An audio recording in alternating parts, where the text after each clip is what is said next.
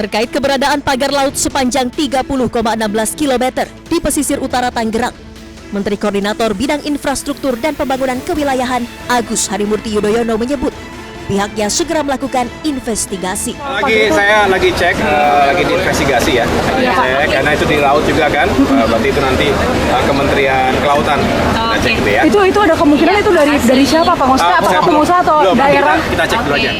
Sementara Menteri Kelautan dan Perikanan Sakti Wahyu Trenggono menegaskan akan mencabut pagar misterius sepanjang 30,16 km di Kabupaten Tangerang, Banten jika tak mengantongi izin kesesuaian kegiatan pemanfaatan ruang laut. Oke, ini kan Menteri sudah menyebut, pemerintah sudah menyebut ya kalau tidak punya izin dicabut saja begitu pagar-pagar laut ini.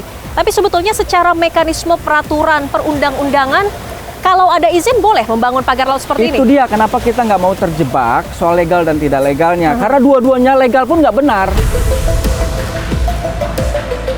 Bahkan dengan perizinan pun tidak boleh? Nggak benar. Kenapa nggak benarnya? Karena dia dalam konteks lingkungan, hukum keseimbangan alam, setiap yang ada yang bertambah maka dipastikan ada yang berkurang. Air itu mencari tempat terendah dan ruang yang kosong. Nah kalau di sini ditimbun, ya bisa dipastikan daerah itu airnya akan mengalir tempat cari ruang kosong. Di sini bisa selamat. Coba cari tempat yang lain. Dia akan bermuara ke tempat lain. Oke, sekarang sudah seperti ini, sudah terlanjur dipasang pagar laut 30,16 km. Solusi dari Walhi menurutnya sebaiknya apa yang dilakukan oleh pemerintah? Kita harus mencari akar masalahnya. Apa akar masalahnya? Adalah dokumen ini. Mulai dari tata ruang, Renstra, RPJMD, RPJMP. Dari regulasinya? Itu harus digugurkan, dikeluarkan, dibatalkan yang namanya rencana 9.000 hektar reklamasi di wilayah Pantura Tangerang ini. Itu dulu.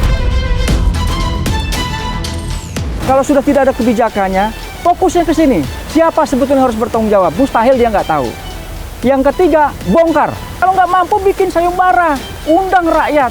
Ayo kita rubuhin pagar. Jadi di mana letak wibawa negara?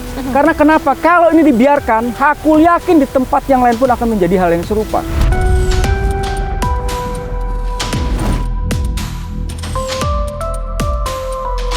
Saya kira masyarakat bisa diajak gotong royong lah. Karena kalau dia nunggu 20 hari, siapa maling yang mau ngaku? Nah akhirnya apa yang muncul tadi tuh? Kroco-kroco itu. Kamilah yang beginilah. Yang secara akal orang yang nggak pintar-pintar lewat matematik bisa berhitung. Nggak mungkin dia mampu. Ada 8.000 nelayan di Kabupaten Tangerang. Masyarakatnya di pesisir itu setengahnya lah kira-kira dari 3 juta masyarakat Kabupaten Tangerang. Logika itu bisa-bisa saja dibantah. Kalau tadi misalnya saya 1 meter, yang lain 1 meter, atau Mbak misalnya 1 meter, temennya 1 meter, kan itu sistem gotong royong, sistem swadaya. Kalau di framing 30 kilometer dibangun oleh masyarakat dengan tempo yang sesingkat-singkatnya, ya nggak mungkin dia ada proses. Dari nelayan, dari masyarakat, nelayan yang nancap-nancap, yang di Keronjo, lalu kemudian di Lontar, lalu kemudian di Karangserang, di Paku Haji juga. Gitu. Jadi saya itu sebetulnya sifatnya hanya meluruskan, jangan juga framing-framing tersebut membunuh manfaat yang ada, kan itu nggak baik. Rasanya terlalu naif gitu bahwa kita percaya ini adalah swadaya, apalagi swadaya nelayan. Karena nilainya besar loh. Ya. Saya menduga pemasangan pagar di sekitar 30 km ini dananya bisa lebih dari 30 miliar. Walaupun hanya pasang bambu saja. Ya. Hitung-hitungannya sederhana. Jumlah bambu aja dikali sepanjang 3 km kali berapa lapis. Kali harga bambunya ditambah dengan ongkos pasangnya. Itu pasti hitungannya sudah melebihi dari 30 miliar. Apa nelayan mampu melakukan swadaya seperti itu? Siapapun yang melakukan ini, Ombudsman melihat memiliki power. Tadi salah satu poinnya adalah harus dicari siapa dalang di balik pembangunan pagar laut ini. Kalau sudah ditemukan, ada mungkin potensi dijerat pidana? Ya pidana lah. Pidana? Kan dia bilang ini ilegal. Ya dipidana. Harus sesuai dipidana. dengan peraturan perundang-undangannya. Apa yang cocok? Misalnya pidana lingkungan yang menurut pemerintah paling layak untuk ditempatkan. Seperti itu.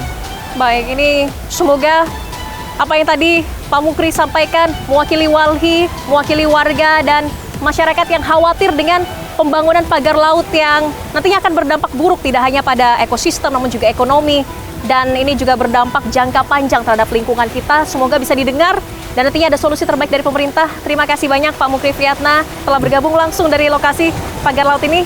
Sehat selalu Bapak. Terima kasih. Alhamdulillah. Pagar laut sepanjang lebih dari 30 km di wilayah perairan Tangerang, Banten menjadi polemik. Sungguh ironi, laut yang menjadi milik bersama diduga menjadi permainan oleh segelintir orang. Sementara para nelayan yang merugi hanya bisa berkeluh kesah tanpa mendapatkan solusi nyata. Pertanyaannya, apakah izin pembangunan pagar laut akan tetap dikeluarkan walau banyak kerugian terhadap lingkungan dan para rakyat kecil? Jadi jangan bilang Anda tidak tahu akan permasalahan ini, karena kami sudah memberitahukannya.